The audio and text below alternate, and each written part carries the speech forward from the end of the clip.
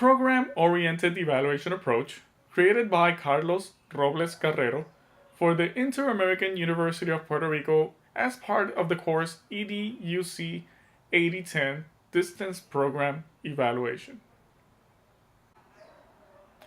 According to Fitzpatrick, two of the main proponents of this evaluation approach are Ralph Tyler and Malcolm Provus. Ralph Tyler considered evaluation to be the process of determining the extent to which the objectives of a program are actually being achieved. His contribution foreshadows today's concept of continuous improvement and multiple means of assessment.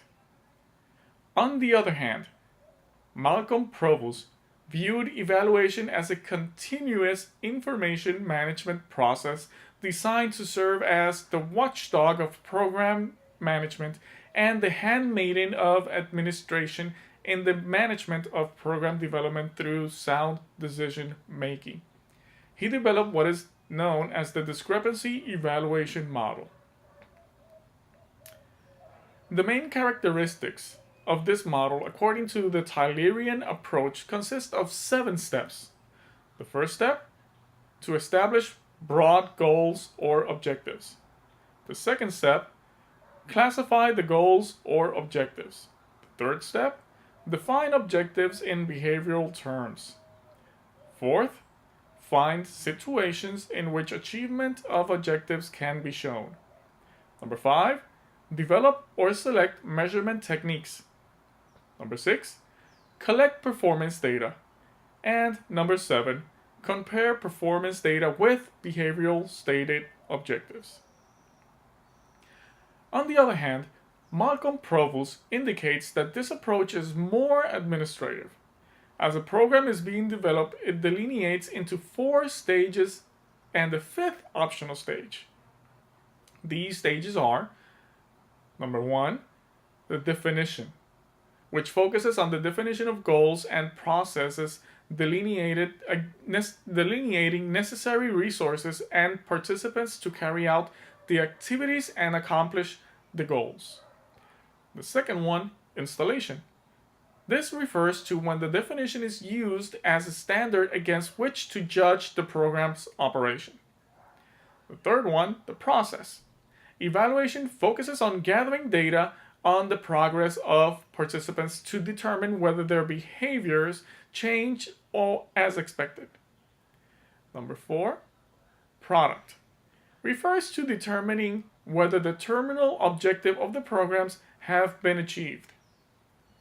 And number 5, the 5th one is optional, but it's still being used by many other models.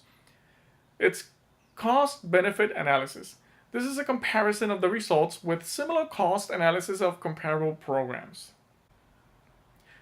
What is the principal use of this model? The program or objective-oriented approach that evolved from Tyler's work continues to be used in some settings today and is used focused on a basic principle formula.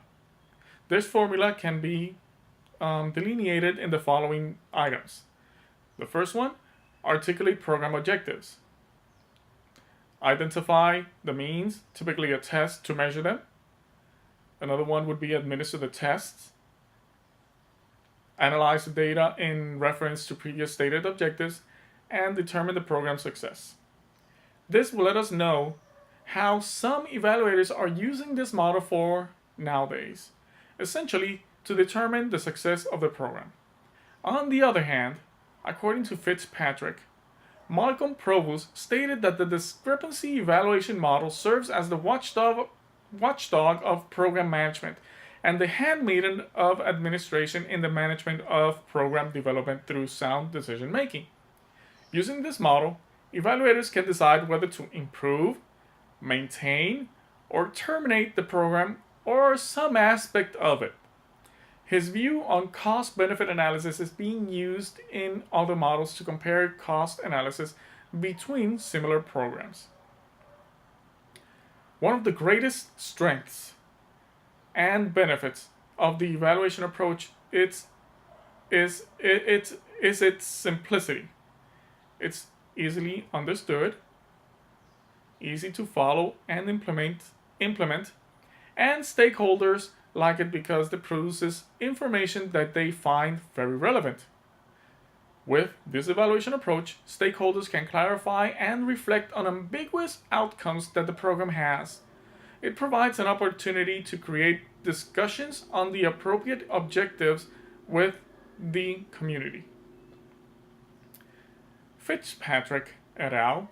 Mentions at least 3 limitations or drawbacks this evaluation approach encounters. The first one is that it focuses single-mindedly on the objectives and their measurements. This focus might cause evaluators to disregard important outcomes of the program, both beneficial and detrimental. Fitzpatrick uses the analogy of a horse using blinders. They cannot see what is on either side of the road. The second drawback is that this approach neglects program descriptions. The need to understand the context in which the program is being delivered and the effect of the context on the success or failure of the program. Since it is only focused on the objectives, whatever happens in its surroundings that affects the program is disregarded. The third and final drawback is that evaluators neglect their role in considering the value of the objectives themselves. According to Fitzpatrick, the objectives might not be very important to the client or stakeholders, but they are considered not only to immediate operations and outcomes of whatever is being evaluated, but also its assumptions, implications, and potential side effects. Fitzpatrick does not mention directly skills needed by the evaluators to implement this model, but by interpreting his writing, we could state that an evaluator should need the following skills. One of them would be social science research skills that are very helpful in this area. The next one would be data analysis. They need to interpret how this data is affecting the program or the objectives. The other one, good relations. Communications with stakeholders. They need to be very open. Next one, writing objectives and how to evaluate those objectives. This concludes my presentation on program-oriented evaluation approach. Thank you very much for your time.